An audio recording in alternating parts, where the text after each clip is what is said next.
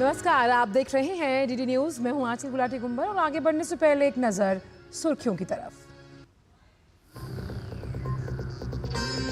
Ukraine दौरे पर Kyiv पहुंचे प्रधानमंत्री नरेंद्र मोदी। राष्ट्रपति व्लादिमीर ज़ेलेंस्की से होगी मुलाकात। यूक्रेन संघर्ष के शांतिपूर्ण समाधान पर दृष्टिकोण करेंगे साझा।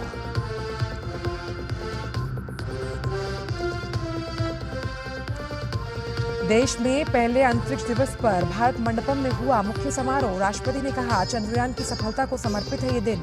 अब गगनयान मिशन का है बेसब्री से इंतजार। प्रधानमंत्री ने कहा, आने वाले समय में सरकार लेगी कई और अहम फैसले।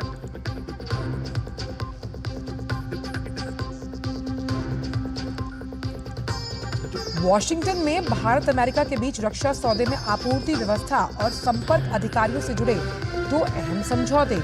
रक्षा मंत्री राजनाथ सिंह आज अपने समकक्ष से करेंगे द्विपक्षीय मुलाकात।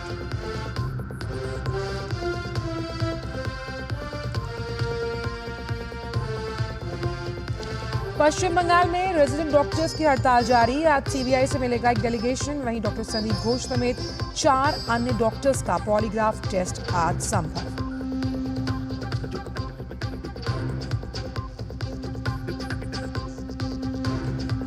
सुप्रीम कोर्ट में अरविंद केजरीवाल की याचिका पर अब 5 सितंबर को होगी सुनवाई। सीबीआई ने दूसरी याचिका पर जवाब दाखिल करने के लिए मांगा समय।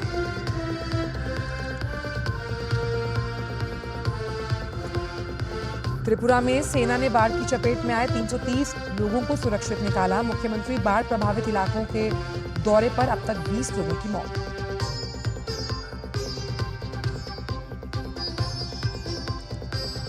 यूपी में 60,244 पुलिस आरक्षी पदों पर भर्ती परीक्षा शुरू। हाई अलर्ट पर पुलिस प्रशासन।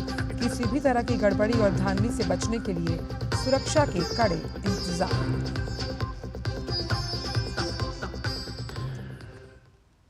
और आइए अब जानते हैं इन सभी खबरों को विस्तार के साथ। प्रधानमंत्री नरेंद्र मोदी पोलैंड और यूक्रेन की 2 देशों की यात्रा के दूसरे और अंतिम चरण में कीव पहुंच गए। प्रधानमंत्री राष्ट्रपति व्लादिमीर ज़ेलेंस्की के निमंत्रण पर यूक्रेन के दौरे पर हैं। अपनी इस यात्रा के दौरान प्रधानमंत्री आज राष्ट्रपति ज़ेलेंस्की से मुलाकात करेंगे और दोनों देशों के बीच द्विपक्षीय सहयोग को मजबूत करने पर चर्चा भी। स्वतंत्र राष्ट्र बनने के बाद से ये किसी भी भारतीय प्रधानमंत्री की पहली यूक्रेन यात्रा है। दोनों देशों की यात्रा से पहले प्रधानमंत्री ने कहा कि वे द्विपक्षीय सहयोग को मजबूत करने और यूक्रेन संघर्ष के शांतिपूर्ण समाधान पर दृष्टिकोण साझा करने के लिए राष्ट्रपति ज़ेलेंस्की के साथ पहले की बातचीत को आगे बढ़ाने के अवसर पर प्रतीक्षा कर रहे हैं। उन्होंने कहा कि एक मित्र और भागीदार के रूप में हम क्षेत्र में जल्द शांति और स्थिरता के साथ साथ इसे वापसी की उम्मीद पर कायम हैं।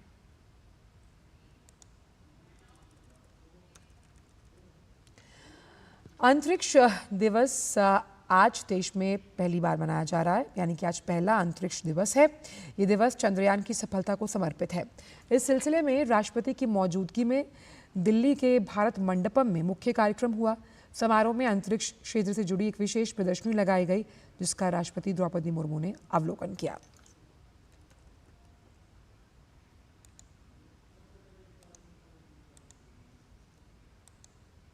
इस अवसर पर राष्ट्रपति ने इसरो रोबोटिक्स चैलेंज और भारतीय अंतरिक्ष हैकाथॉन 2024 के विजेताओं को पुरस्कार बांटे।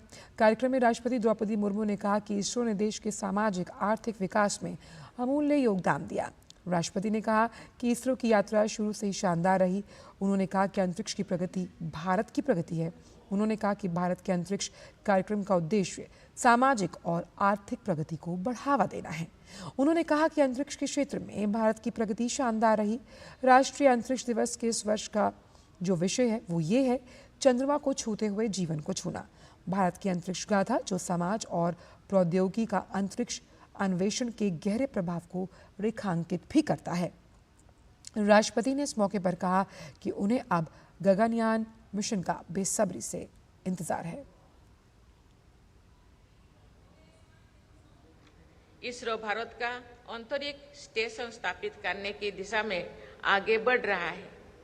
मैं गगनयान मिशन की भी उत्सुकता से प्रतीक्षा कर रही हूँ, जिसमें भारतीय अंतरिक्ष टीम को अंतरिक्ष में ले जाया जाएगा। मुझे विश्वास है कि इन सभी मिशन के फलस्वरूप ऐसे परिणाम सामने आएंगे जिनसे देश सामाजिक, आर्थिक एवं वैज्ञानिक रूप से लाभान्वित होंगे। पहले राष्ट्रीय अंतरिक्ष दिवस समारोह को संबोधित करते हुए विज्ञान और प्रौद्योगिकी मंत्री जितेंद्र सिंह ने कहा कि इसरो ने ऐतिहासिक मुकाम को हासिल करने में एक लंबी यात्रा तय की है। The world never expected that we would be able to achieve this feat because our journey in space was just about 55 years long. ISRO was born in the year 1969, the year which is remembered for the first human being having landed on the surface of Moon, Neil Armstrong. And we were just getting born. And today, the same ISRO, the same team, within 50 years, just about half a century, we became the first to have landed on the south pole of Moon before anybody else could do. ISRO प्रमुख doctor S Somnath ने प्रधानमंत्री का आभार जताया, साथ ही इसरो की भविष्य की योजनाओं पर भी प्रकाश डाला। It was on 23rd August 2023, Chandrayaan-3 made the historic landing on the moon, creating a never-before event in the history of the space program of this nation. In ISRO, we never imagined the impact that it's going to create out of this accomplishment. And it is when Honorable Prime Minister of India visited us in the control center after a few days, and he made the announcement of 23rd August to be the National Space Day, and also declared the landing site of Chandrayaan-3 as the Shiva Shakti point. This year, the National Space Day is being celebrated all across the length and breadth of this country with the participation of departments, ministries, educational institutions, science organizations, NGOs, general public, and there is a lot of energy and enthusiasm that is visible. ISRO के trekking और command network के telemetry के निदेशक VN Ramakrishna ने आज इस खास दिन पर अपने विचार रखे। उन्होंने चंद्रयान 2 से जुड़े अपने अनुभव साझा किए। चंद्रयान 2 की असफलता के वक्त प्रधानमंत्री वहीं उपस्थित थे और कैसे उन्होंने वहां मौजूद हर व्यक्ति को संभाला और हौसला बढ़ाया था। साथ ही उन्होंने चंद्रयान 3 की सफलता पर भी अपने विचार साझा किए। Chandrayaan 2 was another big mission which we were all aiming to land, soft landing on the moon, South Pole.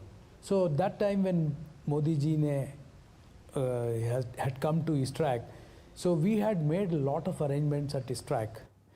The most important point I would like to bring here is he wanted to spread this scientific knowledge to the younger generation.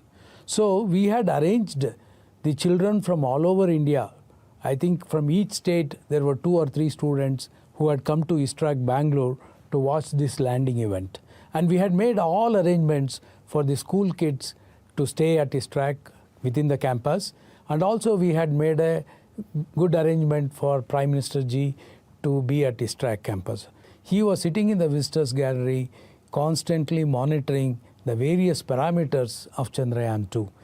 Everything was going so smoothly, he was feeling very good about that. And the school children were also watching. See, the idea of bringing the school children to a control center is not simple, because today what scientific community is achieving, if it is known to the younger generation, definitely it will lead to the knowledge spreading. So that was his idea, and he also wanted to interact with the children. That was his idea, and he wanted to explain to them how we are going to moon, how we are landing on the moon. That was the kind of knowledge he had on Chandrayaan 2. But the last minute where we could not land properly on the moon, we had a hard landing instead of soft landing. It took some time for all of us to digest. There was a pin drop silence in the control center, and Prime Minister ji also was watching from the visitors gallery. Then after 4 or 5 minutes, when we were not able to communicate to the Chandrayaan 2 lander from our deep space antenna, we had to announce that it was not a soft landing. So with that, Prime Minister ji he came down from the visitors gallery, and he consoled each one of us, at that moment because all of us were in great emotions. We thought that he is not going to come back, and we were all trying to analyze what went wrong. It was almost morning 4 o'clock to 5 o'clock. We were still having discussions in the meeting room, what went wrong and why we did not land properly. At that time, we got a message that Honorable Prime Minister is coming and addressing us at 8 o'clock. We were, thinking what he is going to talk at this time where we had a great failure. But he has taken all of us into his confidence, and he said, always failures are part of the success. Don't worry. Today, what you have missed, please look at it and come back. And I'm sure ISRO and India is going to be successful on one of the day. So that was the kind of assurance he gave, and even he patted our former chairman and said, don't worry, keep working and see what went wrong and bring back Chandrayaan-3. Chandrayaan-3 landing, which happened on 23rd August, he was watching live from South Africa. So when we landed on the moon, our chairman announced that India is on moon, and immediately our Honorable Prime Minister waved the flag and continuously he clapped, and the entire control center was a big area of joy, I can say. Everyone was clapping and shouting. So after that, when our chairman said that India is on the moon, and when Prime Minister Ji, he started addressing us, it was a very nice thing. He told that India has achieved this feat not only for India, to the entire human community. He said this achievement is not just for our nation, it is for the entire world. So he also said that the scientific data, whatever we get from this landing and rover, whatever data we collect, will be available for the entire humanity for analysis. And he also said that this is not just a success, it is not only India has to celebrate it, the entire world has to celebrate. So that is how he took this success to the entire world, not just by India alone or ISRO alone. Is in 2014, after our Mars orbiter mission success, and subsequently we had few launches, and then he had thought that space is going to be a real game changer for our nation. In fact, he arranged a conference in Delhi inviting all the ministries and inviting the people from ISRO and giving them the knowledge of what space can do. Whether it could be agriculture, it could be oceanography, it could be remote sensing, all ministries were brought into one forum, and there was a conference held for 2 days to educate all the ministries that what is the amount of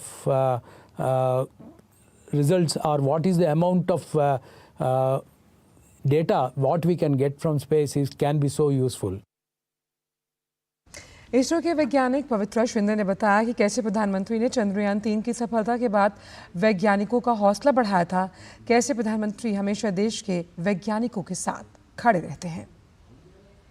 I can start from Chandrayaan-3, the landing time, the most glorious historic moment.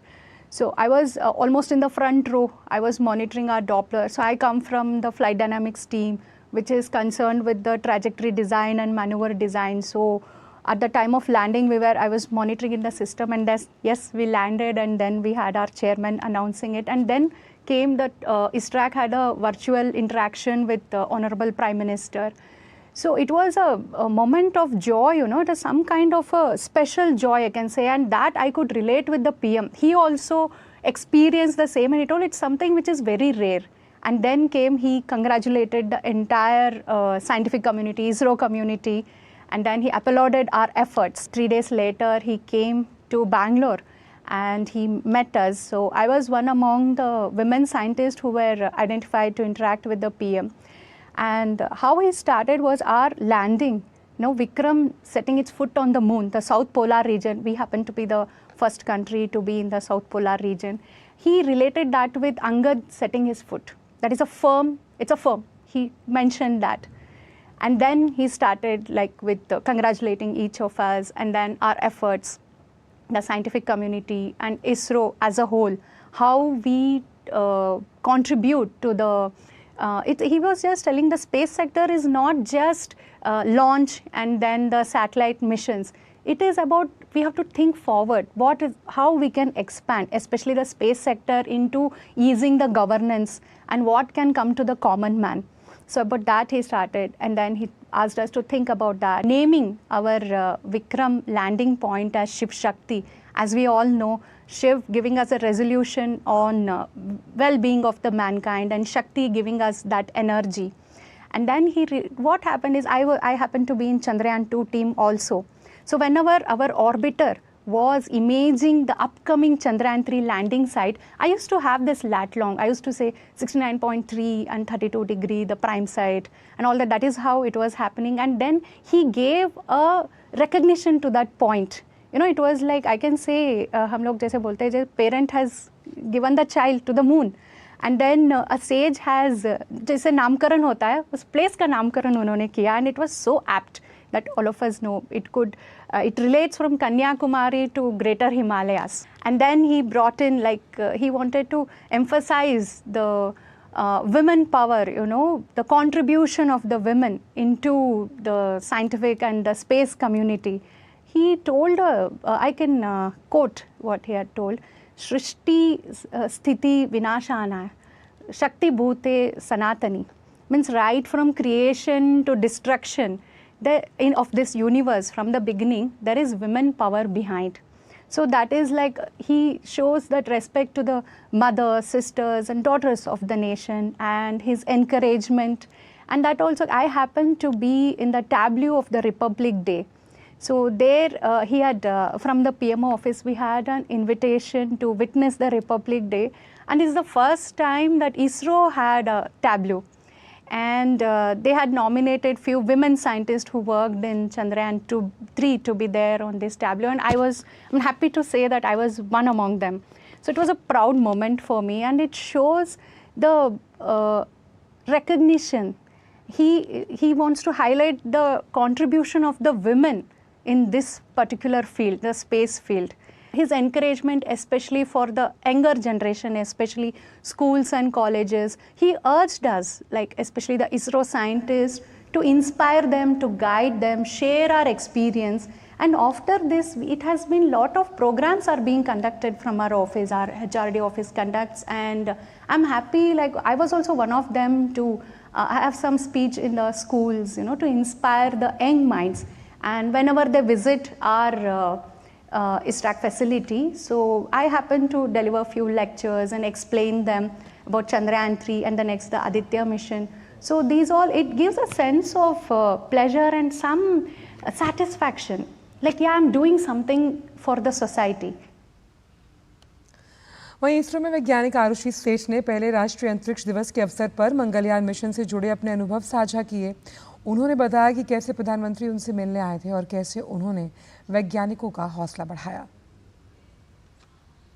जो Mangalyaan mission था वो Mars के orbit को capture करने वाला था, and तब ही came to our centre, and तो तब उन्होंने हमें वो जो कैप्चर था वो सक्सेसफुल था, एंड हम लोग भी बहुत क्या कहते हैं, जैसे खुश थे, बहुत हर्षोल्लास का माहौल था वहाँ पर, क्योंकि प्राइम मिनिस्टर आ रहे थे।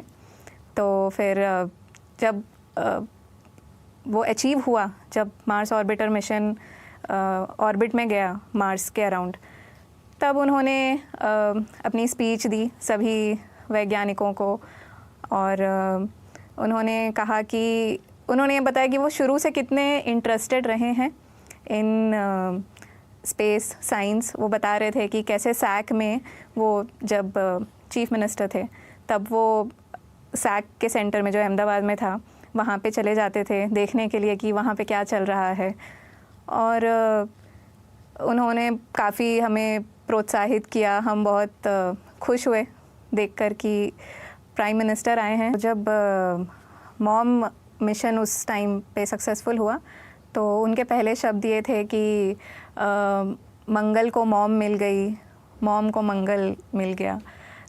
तो ये उनके पहले शब्द थे और वो ये कहना चाह रहे थे कि हमने जो सोचा था वो हमने अचीव किया। एंड जब चंद्रयान 3 भी हुआ था तो उन्होंने कहा था कि चंदा मामा अब दूर के नहीं रहे, तो ये उन्होंने बोला था। एंड देन आफ्टर दैट काफ़ी उन्होंने हमारी सारे सेंटर्स की, सारे वैज्ञानिकों की, नॉट जस्ट वैज्ञानिक, जो बाकी भी जो सपोर्टिंग स्टाफ थे सबकी उन्होंने बहुत तारीफ़ की। वो ये जानते हैं कि किसी भी देश के विकास के लिए वहाँ का विज्ञान एवं प्रौद्योगिकी विभाग का सक्षम रहना कितना ज़रूरी है। तो ये चीज़ वो समझते हैं। एंड एक दूरदर्शी नेतृत्व है उनका, जिसके अंदर we are also now working on vision 2047, जहाँ पे हमें बताना है कि हमें क्या क्या अचीव करना है, हमारे क्या गोल्स हैं, हमारे क्या 2047 तक हम किस तरह से हमारे काम को बढ़ाने वाले हैं। तो ये उनकी विज़न है एंड सभी हम उस विज़न के तहत काम कर रहे हैं। It's very important for a leader to lead properly. आज पूरा 1 साल हो गया है जब चंद्रयान मिशन के विक्रम और प्रज्ञान ने चांद पर जाकर भारत का झंडा गाड़ा था। उस गौरवशाली पल को याद करते हुए हम अपना पहला नेशनल स्पेस डे मना रहे हैं। इस मौके पर प्रधानमंत्री ने सोशल मीडिया प्लेटफॉर्म एक्स पर सभी को बधाई दी। बड़े गर्व के साथ अंतरिक्ष क्षेत्र में देश की उपलब्धियों को याद किया। हमारे अंतरिक्ष वैज्ञानिकों के योगदान को प्रधानमंत्री ने सराहा और कहा, सरकार ने इस क्षेत्र में संबंधित कई भविष्य से जुड़े निर्णय लिए हैं और आने वाले समय में हम और भी निर्णय लेंगे।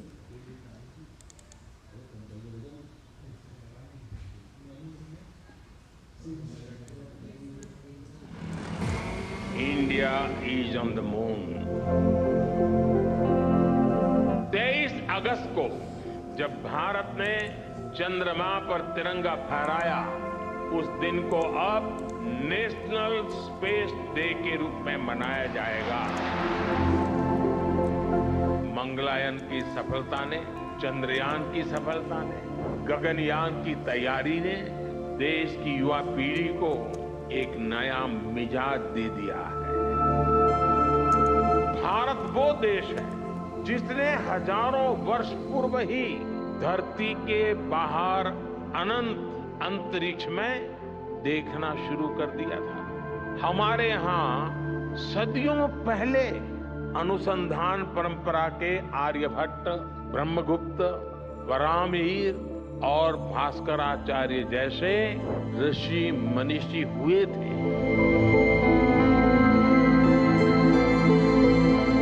स्पेस साइंस सिर्फ रॉकेट साइंस नहीं है, बल्कि ये सबसे बड़ी सोशल साइंस भी है। स्पेस टेक्नोलॉजी से सोसाइटी को सबसे अधिक लाभ होता है। आज हमारी डेली लाइफ में जो भी टेक्नोलॉजी यूज होती है, उसमें स्पेस टेक्नोलॉजी का बहुत बड़ा रोल है। आने वाले 10 वर्षों में भारत की स्पेस इकोनॉमी 5 गुना बढ़कर $44 बिलियन तक पहुंच जाएगी। स्पेस के क्षेत्र में भारत एक बहुत बड़ा ग्लोबल कॉमर्शियल हब बनने जा रहा है। आने वाले कुछ वर्षों में हम चंद्रमा पर एक बार फिर जाएंगे। इसके बाद शुक्र भी इसरो के लक्ष्यों में से एक है। 2035 तक अंतरिक्ष में भारत का अपना स्पेस स्टेशन होगा। इसी अमृतकाल में भारत का एस्ट्रोनॉट भारत के अपने रॉकेट से चंद्रमा पर भी उतरकर दिखाएगा। वहीं केंद्रीय मंत्री अश्विनी वैष्णव ने पहले राष्ट्रीय अंतरिक्ष दिवस के अवसर पर देशवासियों को शुभकामनाएं दी। उन्होंने इस दिन को अंतरिक्ष प्रौद्योगिकी के एक नए युग में भारत की शुरुआत बताया।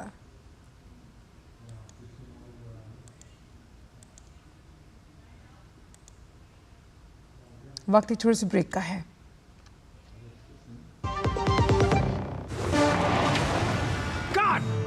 सुरक्षा की गारंटी हर चीज में जरूरी है, चाहे वो मुश्किल स्टंट हो या अच्छी फसल।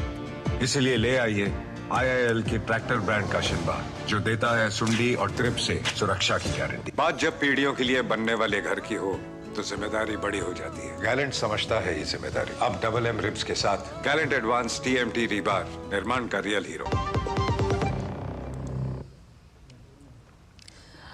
ब्रेक के बाद सभी का स्वागत। रक्षा मंत्री राजनाथ सिंह के अमेरिका दौरे के दौरान वाशिंगटन DC में 2 महत्वपूर्ण दस्तावेजों पर हस्ताक्षर किए गए। दोनों पक्षों के वरिष्ठ रक्षा अधिकारियों ने आपूर्ति, सुरक्षा व्यवस्था और संपर्क अधिकारियों की नियुक्ति के संबंध में MOU पर साइन किए हैं। SOSA समझौता दोनों देशों को अप्रत्याशित आपूर्ति श्रृंखला व्यवधानों को हल करने के लिए एक दूसरे से आवश्यक औद्योगिक संसाधनों को प्राप्त करने में सक्षम बनाएगा। इसके साथ ही SOSA के माध्यम से अमेरिका और भारत राष्ट्रीय रक्षा को बढ़ावा देने वाली वस्तुओं और सेवाओं के लिए पारस्परिक प्राथमिकता समर्थन प्रदान करने पर सहमत हुए। भारत अमेरिका का 18वां SOSA भागीदार देश बन गया। अन्य SOSA भागीदारों में Australia, Canada, Denmark, Estonia, Finland, Israel, Latvia, Lithuania, Netherland, Norway, Singapore, Spain, Sweden और UK शामिल हैं।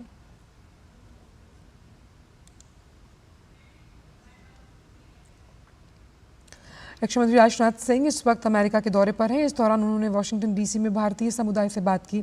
इस बातचीत के बारे में जानकारी देते हुए उन्होंने सोशल मीडिया प्लेटफॉर्म X पर लिखा, ये देखकर खुशी हुई कि कैसे भारतीय समुदाय अपने सांस्कृतिक मूल्यों को संजोए हुए है और उन्हें बनाए रखता है तथा अपनी जड़ों से जुड़ा हुआ है।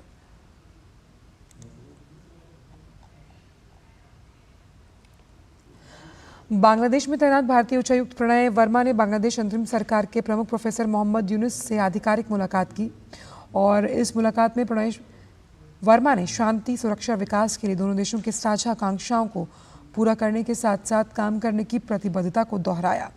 उन्होंने भारत और बांग्लादेश के बीच मजबूत रिश्तों और सहयोग को प्रोत्साहित करने पर भी बल दिया। CBI के खिलाफ दिल्ली के मुख्यमंत्री अरविंद केजरीवाल की याचिका पर सुप्रीम कोर्ट अब 5 सितंबर को सुनवाई करेगा।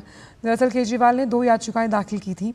एक CBI की गिरफ्तारी को चुनौती देने वाली याचिका थी और दूसरी जमानत की मांग वाली याचिका। इस मामले में पिछली सुनवाई में अदालत ने CBI से आज की तारीख में जवाब मांगा था, जिस पर आज CBI ने एक याचिका से जुड़े मामले में जवाब तो दाखिल कर दिया, लेकिन दूसरे मामले में जवाब के लिए उसे समय चाहिए। लिहाजा कोर्ट ने CBI को दूसरी मांग पर जवाब दाखिल करने के लिए 7 दिन का वक्त दिया है।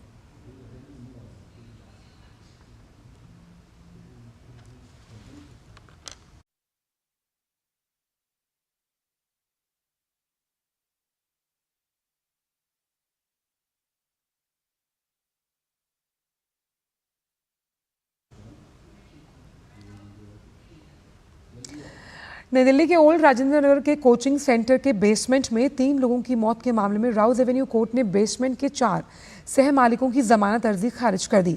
आपको बताएंगे CBI ने चारों की जमानत अर्जी का विरोध किया था।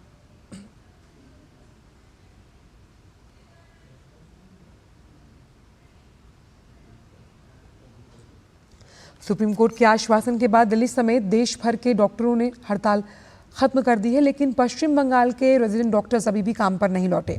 कोलकाता रेप मर्डर केस की जांच कर रही CBI टीम से आज जूनियर डॉक्टरों के प्रतिनिधि मंडल ने मुलाकात हो सकती है और इस बीच इस मामले में पूर्व प्रिंसिपल संदीप घोष की मुश्किलें बढ़ने वाली हैं।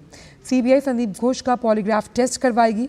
सियालदह कोर्ट से CBI को पॉलीग्राफ टेस्ट के लिए मंजूरी मिल जाने के बाद ये संभव है कि आज ही CBI ये पॉलीग्राफ टेस्ट करवा ले। संदीप घोष के अलावा 4 ट्रेनी डॉक्टर्स का पॉलीग्राफ टेस्ट होगा।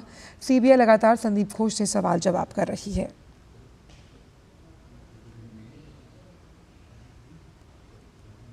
उत्तर प्रदेश में 60,244 पदों पर पुलिस आरक्षी भर्ती परीक्षा शुरू हो गई। सुबह 10 से 12 बजे और दोपहर 3 से 5 बजे तक 2 शिफ्ट में ये परीक्षा आयोजित की जा रही है। आज के बाद अब कल यानी 24 तारीख को फिर 25, 30 और 31 तारीख को होने वाली ये परीक्षा उत्तर प्रदेश के इतिहास की सबसे बड़ी पुलिस भर्ती परीक्षा है, जिसे निष्पक्ष और पारदर्शी तरीके से संपन्न कराने की तैयारी पूरी कर ली गई। सिपाही भर्ती परीक्षा को फुल प्रूफ और पारदर्शी बनाने के लिए पूरे प्रदेश में पुलिस को हाई अलर्ट पर रखा गया। सुरक्षा एजेंसियों के रडार पर सिपाही भर्ती का पेपर बेचने का दावा करने वाले 11 टेलीग्राम चैनल और कुछ व्हाट्सएप ग्रुप हैं, जिनके खिलाफ कड़ी कार्रवाई की जा रही है। और इसके अलावा बीते 12 सालों में पेपर लीक, सॉल्वर गैंग, नकल माफिया गिरोह के 1500 से ज़्यादा सदस्यों पर भी एसटीएफ और जिला की जो पुलिस है उसकी पैनी नज़र है। केंद्रों पर अभ्यर्थियों की संख्या के मुताबिक एसपी, एएसपी और सीओ को पर्यवेक्षक बनाया गया और केंद्रों पर राजपत्रित अधिकारियों और मजिस्ट्रेट की ड्यूटी अनिवार्य रूप से लगाई गई है। केंद्रों के आसपास स्थित फोटोकॉपी की दुकानें, साइबर कैफे, मोटरसाइकिल स्टैंड आदि की चेकिंग भी की जा रही है। उत्तर प्रदेश पुलिस कांस्टेबल भर्ती परीक्षा 2024 के दौरान राज्य के डीजीपी प्रशांत कुमार ने परीक्षा केंद्र का निरीक्षण किया। लखनऊ पुलिस कांस्टेबल भर्ती परीक्षा पर डीजीपी प्रशांत कुमार ने बताया कि पूरे प्रदेश में 60 लाख से ज़्यादा बच्चे लगभग 100 पालियों में परीक्षा देंगे। प्रदेश के 67 जनपदों में ये परीक्षा 5 दिनों में 2-2 पालियों में संपन्न होगी। सभी जगह हमारे पुलिस के अधिकारी तैनात हैं। पूरे प्रदेश में 60 लाख से ज़्यादा बच्चे लगभग 10 पालियों में परीक्षा देंगे। अभी तक जो हम लोग के पास कंफर्म सूचना है उसके हिसाब से 48 लाख बच्चों ने के इस परीक्षा में शामिल होने के बारे में ज्ञात हुआ है और प्रदेश के 67 जनपदों में ये परीक्षाएं 5 दिनों में 2-2 पालियों में संपन्न होगी। आज प्रथम पाली की परीक्षा चल रही है। छत्तीसगढ़ में भाजपा सरकार के गठन के बाद सरकार ने किसानों को 2 साल के धान का बकाया बोनस उनके खातों में देकर अपना वायदा पूरा किया। देखिए हमारे संवाददाता की छत्तीसगढ़ से ये खास रिपोर्ट। छत्तीसगढ़ सरकार ने पूरा किया वादा।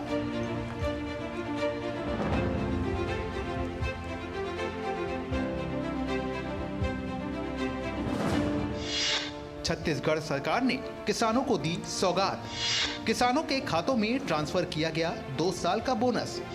छत्तीसगढ़ सरकार ने किया किसानों के खाते में 3716 करोड़ रुपए ट्रांसफर। विधानसभा चुनाव के दौरान बीजेपी ने किसानों के खाते में 2 साल का बोनस देने का किया था वादा। देश में जीडीपी कृषि का बड़ा योगदान है। छत्तीसगढ़ की अर्थव्यवस्था का मूल आधार भी कृषि है और इसीलिए छत्तीसगढ़ को धान का कटोरा कहा जाता है। छत्तीसगढ़ की बीजेपी सरकार ने अल्पावधि में राज्य के किसानों के हित में कई बड़े फैसले किए हैं। छत्तीसगढ़ विधानसभा चुनाव को लेकर बीजेपी ने घोषणा की थी कि राज्य में बीजेपी की सरकार बनते ही किसानों के खाते में 2 साल का बोनस दिया जाएगा। प्रधानमंत्री नरेंद्र मोदी ने राज्य के लोगों को 3100 रुपए प्रति क्विंटल की दर से और 21 क्विंटल प्रति एकड़ के मान से धान खरीदी की गारंटी दी थी। छत्तीसगढ़ में बीजेपी की सरकार बनते ही मुख्यमंत्री विष्णुदेव साय ने किसानों को प्रति एकड़ 21 क्विंटल धान की समर्थन मूल्य पर खरीदी और 2 साल के बकाया धन बोनस की राशि 3716 करोड़ रुपए का भुगतान करके एक ओर जहां अपना संकल्प पूरा किया है, वहीं दूसरी ओर किसानों से बीते खरीफ विपणन वर्ष में 144.92 लाख मीट्रिक टन धान की रिकॉर्ड खरीदी की है। इस साल राज्य में 145 लाख मीट्रिक टन धान की रिकॉर्ड खरीदी हुई है। मोदी की गारंटी को पूरा करने और प्रधानमंत्री जिस तरह से यूक्रेन के दौरे पर हैं और आज वो कीव पहुंचे हैं, वो भी ट्रेन के सफ़र को करने के बाद वो कीव तक पहुंचे और ये दौरा बेहद अहम माना जा रहा है क्योंकि किसी भारतीय प्रधानमंत्री का ये पहला यूक्रेन का दौरा है और उस लिहाज से कितना अहम होने वाला है ये और कई अहम कार्यक्रम हैं यहाँ पे प्रधानमंत्री के।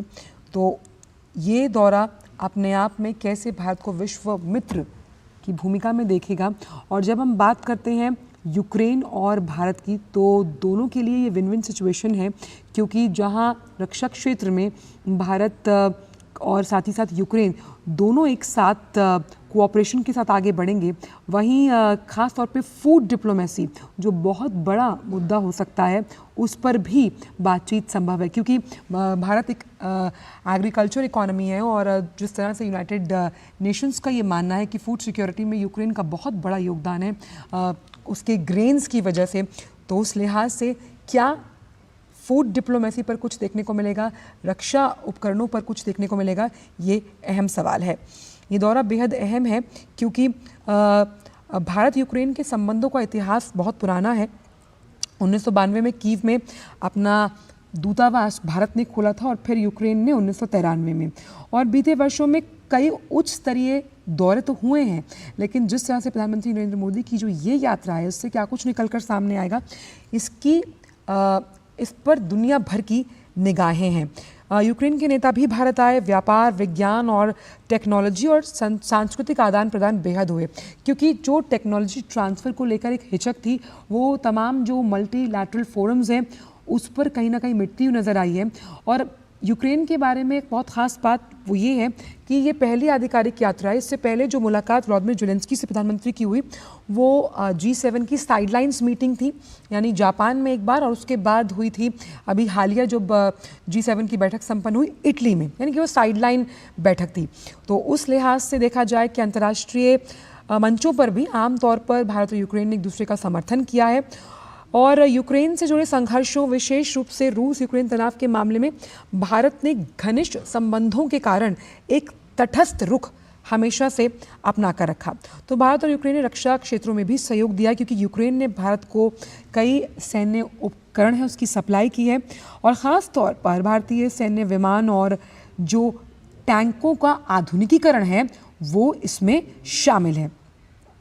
इस लिहाज से भारत के कई जो छात्र हैं बड़ी संख्या में वो पढ़ाई के लिए यूक्रेन जाते हैं। ख़ास तौर पर जिस तरह से मेडिकल की पढ़ाई करने के लिए यूक्रेन एक लोकप्रिय जगह है जहाँ पर भारतीय छात्र जो हैं वो यूक्रेन में पढ़ते हैं। तो उस लिहाज से देखा जाए तो दोनों देशों के संबंधों को महत्व देने के लिए, और ख़ास तौर पर क्या एक अलग लीडरशिप के लिहाज से जब दोनों नेता मिलेंगे तो कूटनीतिक, रणनीतिक और स्ट्रेटेजिक रूप से किस तरह का वक्तव्य साझा तौर पर सामने आता है ये देखना होगा, क्योंकि लगातार ये बात सामने है कि प्रधानमंत्री कई फोरम्स पर कह चुके हैं कि आज का जो सिनेरियो है, जो दृष्टिकोण है या जो परिदृश्य है वो युद्ध का नहीं बुद्ध का है, और कुछ भी हासिल करने के लिए कॉन्फिडेंस बिल्डिंग डायलॉग और साथ ही साथ बातचीत, डिप्लोमेसी एक अहम रामबाण है, ना कि रणभूमि में इस तरह के फैसले लिए जा सकते हैं। तो इस लिहाज से ये जो यात्रा है यूक्रेन की ये बहुत अहम मानी जा रही है। और प्रधानमंत्री ने जून में इटली के अपुलिया शहर में जो G7 शिखर सम्मेलन हुआ था जिसका जिक्र मैं अभी आपसे कर रही थी, इससे इतर यानी कि इसकी साइडलाइंस पर व्लादिमीर ज़ेलेंस्की से बात की थी, और उस वक्त भी प्रधानमंत्री ने यूक्रेनी राष्ट्रपति को बताया था कि कैसे भारत यूक्रेन संघर्ष के शांतिपूर्ण समाधान का समर्थन करने के लिए जो तमाम साधन हैं और बातचीत और शांति का रास्ता संवाद और कूटनीति से जारी रखना चाहिए, और यूक्रेन संघर्ष के समाधान खोजने के लिए मानव केंद्रित दृष्टिकोण है। तो ये तमाम जो मसले हैं, ये तमाम जो बातें हैं वो इस पूरी यात्रा की अगर हम बात करें, इस दौरे की बात करें तो फोकस पॉइंट रहने वाला है, और कैसे दोनों आर्थिक जो व्यवस्थाएं हैं वो साझा हित, लोकहित के साथ आगे बढ़ेंगी, ये अहम सवाल है। क्योंकि युद्ध को लेकर किस तरह का संदेश या साझा वक्तव्य आता है इस पर तो सबकी निगाहें हैं ही, लेकिन कैसे दोनों देश एक दूसरे के लिए आर्थिक सबलता प्रदान करेंगे, क्योंकि ख़ास तौर पर डिफेंस प्रोडक्शन और एग्रेरियन इकोनॉमी को लेकर दोनों देश किस तरह से आगे हैं ये देखना होगा। और कृषि ख़ास तौर पर, क्योंकि मैंने आपको बताया, और फार्मास्यूटिकल्स, स्वास्थ्य और शिक्षा और रक्षा, यानी ये तमाम वो क्षेत्र हैं जिनमें हम मान सकते हैं कि भारत यूक्रेन संबंधों के संपूर्ण आयाम केंद्रित हैं। दो देशों को आगे बढ़ाने के लिए जिन क्षेत्रों में एक दूसरे के साथ मिलकर चलना होता है वो ये क्षेत्र है जिसमें फार्मास्यूटिकल्स का हमने जिक्र किया, स्वास्थ्य की हमने बात की, शिक्षा जिसमें खासतौर पे मेडिकल की पढ़ाई करने के लिए छात्र जाते हैं, रक्षा, डिफेंस प्रोडक्शन, और डिफेंस प्रोडक्शन को लेकर लगातार ज़्यादा से ज़्यादा नई टेक्नोलॉजीज़ को कैसे भारत लाया जाए और यूक्रेन इस वक्त उसे भी ज़रूरत है और कैसे वो सक्षम बनाएगा, इस पर रहेगी नज़र। और कृषि क्षेत्र में, क्योंकि जब ग्रेन प्रोडक्शन की बात होती है तो यूक्रेन बहुत बड़ा प्रोड्यूसर है ऑल ओवर वर्ल्ड को। हम जब देखते हैं, यूनाइटेड नेशंस का मानना है कि जो वर्ल्ड का फूड सिक्योरिटी प्रोग्राम है, आप समझिए, उसमें यूक्रेन 4000 से ज़्यादा लोगों को और उन लोगों की भूख शांत करने की क्षमता यूक्रेन में है। तो किस लिहाज से जब हम मध्य यूरोप की बात करते हैं, वहाँ पर तमाम इकोनॉमीज़ में यूक्रेन, पोलैंड, इनका जो योगदान है वो कितना अहम हो जाता है, ये बहुत ज़्यादा निर्भर करता है, क्योंकि भारत के संबंध यूक्रेन के साथ निरंतर और दीर्घकालिक रहे हैं। कूटनीति और बातचीत की वकालत लगातार भारत करता रहा। भारत विश्व मित्र की भूमिका को अदा करने के लिए कई वैश्विक मंचों पर इस बात को लेकर चला कि वसुदेव कुटुंबकम की जो ये भावना है और जटिल से जटिल मुद्दे का शांतिपूर्ण समाधान खोजने की मदद और हर संभव सहायता और योगदान देने के लिए भारत तैयार है। निरंतर जुड़ाव को कैसे आगे बढ़ाने वाली है ये यूक्रेन यात्रा, ये देखना बहुत ज़्यादा अहम हो जाएगा, क्योंकि भारत के रूस और यूक्रेन दोनों के साथ ठोस और स्वतंत्र संबंध हैं, यानी स्ट्रॉन्ग टाई हैं और ऑटोनॉमस हैं। और ये ऑटोनॉमी, ये सॉवरेनिटी जो है वो किस दम पर कायम है? ये आपसी साझेदारियों के बल पर कायम है। यानी रूस हमारा परम और बहुत पुराना मित्र रहा है और यूक्रेन के साथ जिस तरह से जो साइडलाइन बैठक भी हुई व्लादिमीर ज़ेलेंस्की के साथ प्रधानमंत्री की, वो बहुत पॉजिटिव नोट पर हुई है। तो उस लिहाज से प्रधानमंत्री की जो ये यात्रा है वो कई ऐसे आयाम है जो छुएगी और इसीलिए ट्रेन में सवार होकर कीव पहुँचे हैं प्रधानमंत्री नरेंद्र मोदी। और सबसे अहम बात है, कीव की ये यात्रा मॉस्को की हाई प्रोफाइल यात्रा के बाद हो रही है, तो इसलिए भी जो पूरा वेस्टर्न मीडिया है उसकी निगाहें इस पूरी यात्रा पर रहेगी। तो पोलैंड से कीव तक की यात्रा ट्रेन में रही, जिसमें करीब 10 घंटे लगे और आप देख सकते हैं तस्वीरें, अब प्रधानमंत्री जो हैं वो कीव पहुंच चुके हैं। तो दोनों देश एक दूसरे को तवज्जो देते हैं। G20 शिखर सम्मेलन में जब मेज़बानी की थी भारत ने, तब उस लिहाज से भी कई मल्टीलैटरल फोरम्स पे प्रधानमंत्री ने इस बात को कहा है कि कैसे जो आर्थिक तंत्र हैं अन्य विकासशील देशों के, उस लिहाज से कैसे साझा हित लेकर दो देश एक दूसरे के साथ सामने आएंगे। तो यूक्रेन का ये दौरा अपने आप में बेहद अहम माना जा रहा है।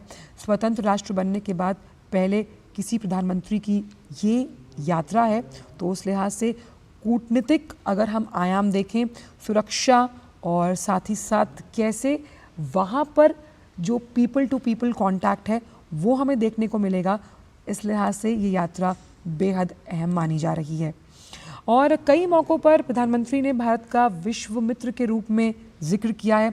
कई भाषणों पर और कई जो देश भर में रैलियां हुई, कई जो तमाम हम कह सकते हैं अंतर्राष्ट्रीय मंचों पर, और इसलिए गर्व की बात है कि आज भारत को दुनिया फैसिलिटेटर के तौर पर देखती है, प्रॉब्लम सॉल्वर के तौर पर देखती है, और उस लिहाज से कैसे जो कई नए कॉन्सेप्ट भारत लेकर आया, जिसमें हम बात करते हैं UPI की, हम बात करते हैं DPI की, यानी डिजिटल पेमेंट इंफ्रास्ट्रक्चर, जिसे कई विकासशील देशों ने अपनाया है।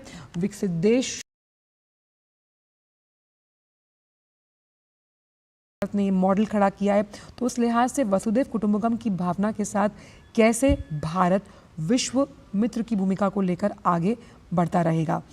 और जिन देशों के साथ कभी सोचा भी नहीं गया था 2014 से पहले फॉरेन पॉलिसी के तहत कि इन देशों के साथ नए रिश्ते बनाए जा सकते हैं, अनएक्सप्लोरेबल सेक्टर्स हैं, टेक्नोलॉजी में, स्पेस में, ग्रीन एनर्जी में, रिन्यूएबल एनर्जी में, ब्लू इकोनॉमी में, उस लिहाज से आप समझे कि ये बेहद अहम हो सकता है। इसलिए प्रधानमंत्री के इस दृष्टिकोण को, इस साझा हम कह सकते हैं परिदृष्टि की जो उनकी सोच है, वो लगातार समझ में आती हैं। और यूक्रेन के साथ जब ये दौरा इस वक्त में हो रहा है, ये जो बैकड्रॉप है ये समझना बहुत ज़रूरी है, क्योंकि आप समझिए कि इस वक्त तमाम जो अन्य अर्थव्यवस्थाएं हैं, अगर उनकी तुलना हम भारत से करते हैं, भारत एक बहुत अच्छी कंफर्टेबल पोजीशन पे, तमाम जो वैश्विक अर्थव्यवस्थाओं की अगर हम बात करते हैं, और यूक्रेन में जिस तरह से इस दौरे से पहले वहाँ का जो मीडिया है काफ़ी सक्रिय है और इस पर पूरी नज़र है। तो यूक्रेन की जो उप विदेश मंत्री हैं, हालिया बयान में उन्होंने ये कहा कि भाई भारत इस युद्ध में एक असंतुलित रास्ता अपनाने के लिए पहले भी कह चुका है, यानी कि बातचीत और कूटनीति से इसका हल निकाला जा सकता है। क्योंकि जिस तरह से भारत लगातार यूक्रेन से पहले भी ये बात कहता रहा है कि वो उसका प्रमुख साझेदार है, अहम तौर पर साथ खड़ा हुआ है, और क्योंकि ये पहली यात्रा होगी तो जिन जिन अहम सेक्टर्स का मैंने जिक्र किया, जिसमें हम रक्षा क्षेत्र की यहाँ पर बात कर रहे हैं, हम स्पेस की बात करते हैं, फूड डिप्लोमेसी की यहाँ पर बात हो रही है, हम टेक्नोलॉजी की बात कर रहे हैं, डिफेंस प्रोडक्शन की बात है, इन क्षेत्रों में क्या नए आयाम निकल कर सामने आते हैं, उसका जो मुजाहिरा है वो मीडिया रिपोर्ट्स के अनुसार कैसे होता है ये देखना होगा। तो भारत के साथ जो संबंध हैं, अगर बात करें हम यूक्रेन के, तो अभी तक निरंतरता के साथ साथ सजीव रहे हैं और मधुर रहे हैं। और पिछले 2.5 से 3 साल में हमने क्या देखा? हमने ये देखा कि जब भी भारत से रूस और यूक्रेन के बारे में कई जो अंतर्राष्ट्रीय मंच है वहाँ पर सवाल पूछे गए, तो बड़ा ही तटस्थ लहजा रहा है भारत का।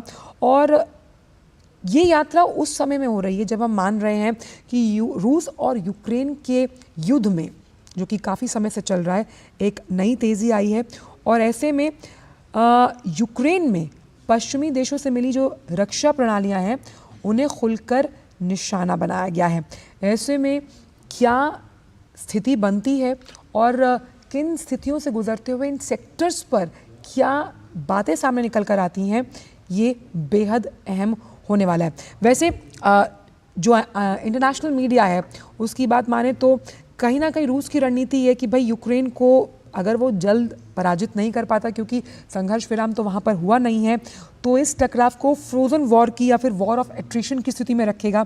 खैर ये रूस का अपना वक्तव्य हो सकता है, लेकिन इस समय में जो प्रधानमंत्री की जो ये यात्रा है वो किन किन क्षेत्रों पर फोकस रहेगी, क्योंकि बहुत से ऐसे कामगार यूक्रेन के हैं जो भारत में काम करते हैं, भारत के ऐसे बहुत पेशेवर हैं आईटी इंडस्ट्री से जुड़े हुए जो यूक्रेन में काम कर रहे हैं। और दोनों देशों के जब रिश्ते कोई नए आयाम को छूते हैं, उसका सीधा असर वहाँ रह रहे भारतीय और जो यहाँ पर रह रहे यूक्रेनी हैं उन पर पड़ता है। तो उस लिहाज से ये दौरा बेहद अहम माना जा रहा है। ख़ास तौर पर जिन तमाम क्षेत्रों का यहाँ जिक्र मैंने किया, किस तरह से ये जो विज़िट है जो कि मॉस्को की 6 हफ्तों की विज़िट के बाद हुई है, इस पर भी बहुत अहम निगाहें पूरे इंटरनेशनल मीडिया की यहाँ पर हैं। और क्योंकि यहाँ पर हमने जिन तमाम क्षेत्रों का जिक्र किया है उनमें अगर दोनों देश सामने आते हैं तो नवोन्मेष, अनुसंधान, रिसर्च, ये सब कैसे आगे निकल कर आएगा। क्योंकि स्टार्टअप्स के लिहाज से आप देखिए इस तरह के देशों में जब MOU साइन होते हैं और अनएक्सप्लोरेबल सेक्टर्स में, तो वो आने वाले समय में जो आर्थिक संरचना है उसे सुदृढ़ करने के लिए बेहद अहम माना गया है। और आर्थिक संरचना सुदृढ़ कैसे होती है, जब हम ये देखते हैं कि उन सेक्टर्स पर लगातार फोकस है जो शायद किसी ने सोचे भी नहीं होंगे। आप सोचिए कि डिफेंस प्रोडक्शन में अगर दोनों देश एक साथ आते हैं और सैन्य उपकरणों की अदला बदली होती है, तो कुछ टेक्नोलॉजी हमारी यूक्रेन जाएगी, कुछ यूक्रेन की टेक्नोलॉजी हमारे पास आएगी, और इससे क्या नया उत्पाद जो कि डिफेंस प्रोडक्शन को एक नए लेवल पर लेकर जा सकता है वो सामने आएगा। जिस ग्रीन एंड क्लीन एनर्जी की हम बात करते हैं, ख़ास तौर पर अगर हम उसे जोड़कर देखते हैं पर्यटन के साथ साथ हाईवे, उसको जोड़ के देखते हैं ट्रांसपोर्ट सिस्टम से, उससे क्या कुछ निकल कर सामने आता है, ये बेहद अहम है। तो प्रधानमंत्री का जो ये यूक्रेन दौरा है उसमें आज की जो मुलाकात या फिर आज का जो कार्यक्रम है उस पर सबकी निगाहें हैं। जब प्रधानमंत्री व्लादिमीर ज़ेलेंस्की से मिलेंगे तो उस वक्त क्या माहौल रहेगा और बातचीत को आगे बढ़ाने के साथ साथ जो इस वक्त यूक्रेन की स्थिति है उस पर क्या वक्तव्य सामने आता है, इस पर सभी की निगाहें रहेंगी। तो शांति और स्थिरता की उम्मीद को लेकर लगातार भारत तटस्थ है, ये उम्मीद भी जताई है। और संयुक्त राष्ट्र के जो प्रमुख हैं उनका भी ये मानना है कि ये दौरा ऐसे समय में भारत का यूक्रेन में हो रहा है जब लगातार 2 साल से ज़्यादा का समय बीत चुका है और यूक्रेन और रूस के बीच जंग है। तो ऐसे में किस तरह से भव्य स्वागत प्रधानमंत्री का किया जाएगा और भारत कहीं ना कहीं एक बड़ी उम्मीद लेकर आया है।